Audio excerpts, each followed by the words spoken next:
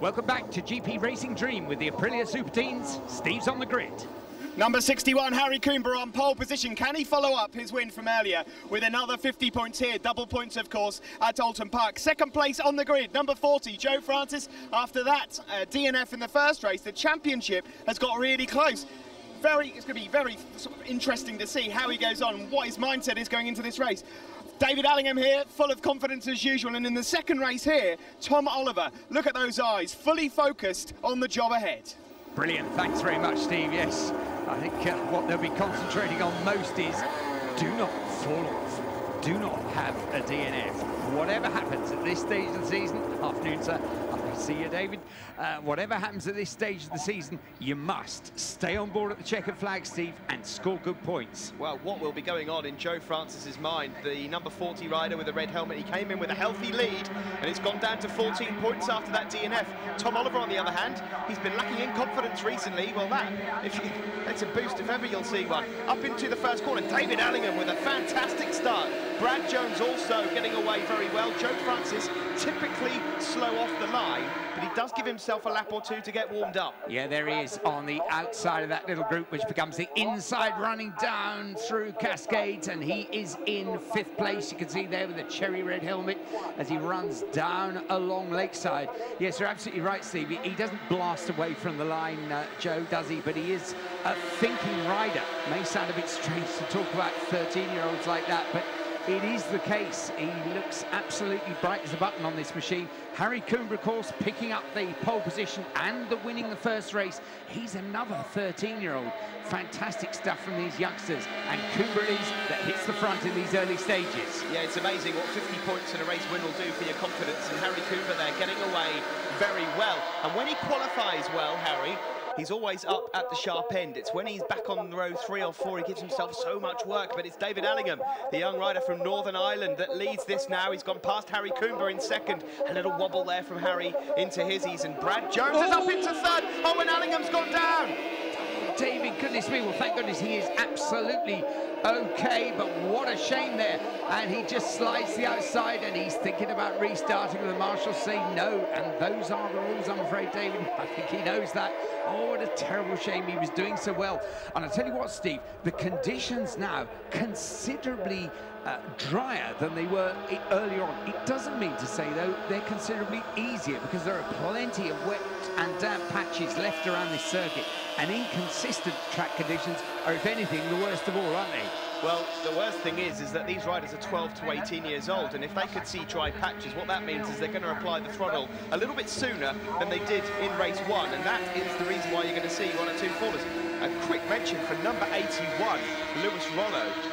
He is a rider that is completely new to motorbike racing. You can see from his orange vest there. And he's up into the top 7 or 8. It's remarkable. He's never even seen the circuit before. Yeah, I think he's from up in Scotland, isn't he, Lewis?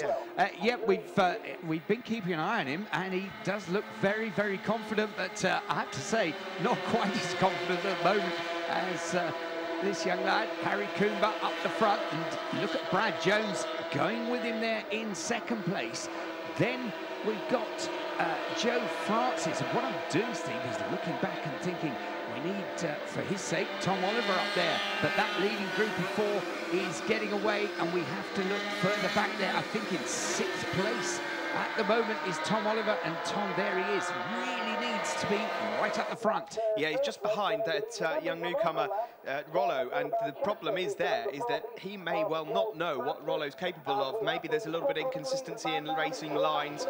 He's got to get past him if he wants to catch up with this leading pack, because they will get away. Joe Francis, meanwhile, well, if you're never going to see a smoother ride than this. He will be urging himself not to do anything too silly. He'll be off with the brakes well before he turns in and tips in. Just as I say that, typical fashion, he tries and goes around the outside. Yeah, well, Brad Jones taking the lead on the run down from Hilltop there, and he now has that lead coming over these almost like corrugated bumps down between Druids and Lodge Corner.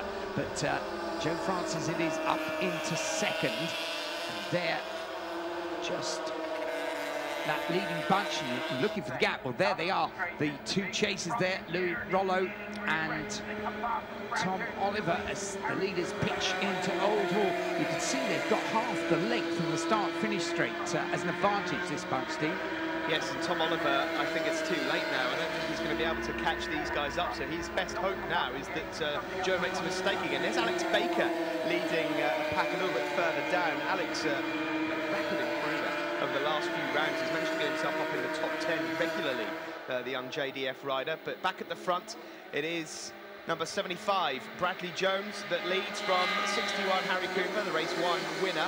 Championship leader Joe Francis still in 3rd position, and then Ross Twyman, number 15, in 4th. Yes, Ross Twyman there, looking a bit like Mr. Bibendum, the Michelin man. A lot of these young riders wearing their wet weather suits on the outside of their leathers, and you can see the wind tends to inflate them and make them look twice the size they are. But still at front is Bradders. He leads this one from Harry Coomber, and Joe Francis at the moment perfectly placed. He's in that leading bunch. Nothing daft going on there at the moment, and more to the point, he is ahead of Tom Oliver. Milo Ward there, just battling away for some points further back. That pack being led at the moment by number 42, Aaron Coupland. They are just inside the top 10, but back at the front, it's 3 abreast as they make their way into the final corner. It's Bradley Jones that leads from Harry Coomber. Harry Coomber's got some great drive, though, out of that final corner into Deers Leap, and Joe Francis there in 4th position, not wanting to get involved in this. It's the last lap. Will he dare to try and make it a last gasp dash for the podium? I don't think he should do. Yeah, well, let's hope nothing goes doolally for him, because I tell you what, Ross Twyman, having got ahead there of Joe Francis, is really pushing on, and there we see Tom Oliver, who's in good old bum fight there, but it's not up the sharp end, and that's his real problem. Number 22 there, Alex Baker, still pushing hard. As you said earlier, Steve, he's one of the real improvers over the last few rounds, but over the hilltop and charging down towards us come that leading group, and it's going to be side by side there, and Harry Coomber looks as though he's going to outbreak Bradders, and there Bradley Jones back into 2nd as young Harry just squeezing through. He's got a back marker ahead of him, but half a lap to go, and it's going to be the charge up Clay Hill. These 3 now pulling away slightly from Joe Francis. Yeah, Francis is settling for 4th position. It's actually a very, very clever ride from young Joe. He's going to extend his championship lead again, but at the front, this is, well, it's all going to go down to the wire. A little bit further back, that's Milo Ward ahead of Alex Baker, but we want to see that fight for the front. Harry Coomber snatching victory from Bradley Jones, it seems. Bradley's never had a win on TV day, so it would be horrible for him. I'm sure he's still looking for 3rd in the championship, but Harry Coomber with a bit between his teeth as they make their way into the final corner. Well, Bradders, he's up the inside. Can he do it? No, Harry chops across his bows. He's having none of that. It's going to be a double. Through Deers Leap they go. Checker flag is just round that tree, and there we go. A win for Harry Coomber from Bradley Jones and Ross Twyman. Lovely stuff right at the end there. Fantastic effort. Harry Coomber the win, Bradley Jones, Ross Twyman. Joe Francis was 4th, Louis Rollo 5th, then Ben Luxton 6th, Tom Oliver 7th, Milo Ward 8th, Aaron Coupland 9th, and Josh Hill in 10th place. Harry Coomber then, the winner from Bradley Jones and Ross Twyman. And there we see the championship standings. Well, that confirms a 22-point advantage to Joe Francis over Tom Oliver. Brad Jones, Harry Coomber, Ross Twyman, Ben Luxton up next. There are Nitro newcomer podium, the winner, Joe Francis from Milo Ward and Josh Hill. And there we see the standings. The 2011 Nitro newcomer champion confirmed as Joe Francis. David Allingham 2nd. That's still up for grabs for 3rd between Milo Ward and George Stanley and Alex Baker. Winner once again, Harry Coomber, 100 points from the day. This has to go down as your best weekend ever, I'd imagine. Oh, definitely. Yeah. It was one hell of a battle. I mean, at one lap, we were like 3 abreast. It was absolutely amazing. Hell of a race. Bradley Jones was leading. Looked like he might just pinch the win, but on the final lap there, you taught him a few things out on circuit. Oh, it was just one of those, you know. I was just in the right place at the right time, and it was just happened to work out, so yeah. was good. And people to thank there, Harry. I'd like to thank Mini Motor Racing, once again my head teacher for letting me have the time off, Scott Finley for doing a brilliant job with the engine, Bardell for a great job with the oil, and just Mum, Dad and everybody for helping me. It's been awesome. Thanks. Well done, we'll see you at Mallory. Yes, thanks. Second place in that race, Bradley Jones. A great battle for the lead here, and you've taken 40 points. Brilliant for the championship. Yeah, that was a great race. Obviously, I led it all the way, and I could hear Harry and Ross, and I seen Ross come past at one point, and I seen Harry showing his nose. But yeah, it's a great race, great for the championship as well. So all happy to be on the podium again, and yeah, it's been a fabulous weekend. And people to thank.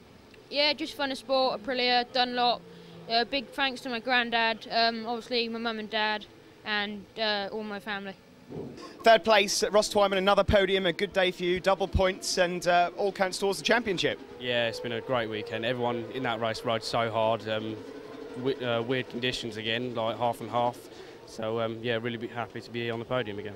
And people to thank then? Yeah, Brandon Mason Demolition, Jim Brazier, Brinkman Engineering, and Dad again. Thanks. Well, that's it for GP Racing Dream from Oulton Park. From myself, Robin Murphy, and from Steve Day, we'll see you in a couple of weeks with the final rounds at Mallory Park.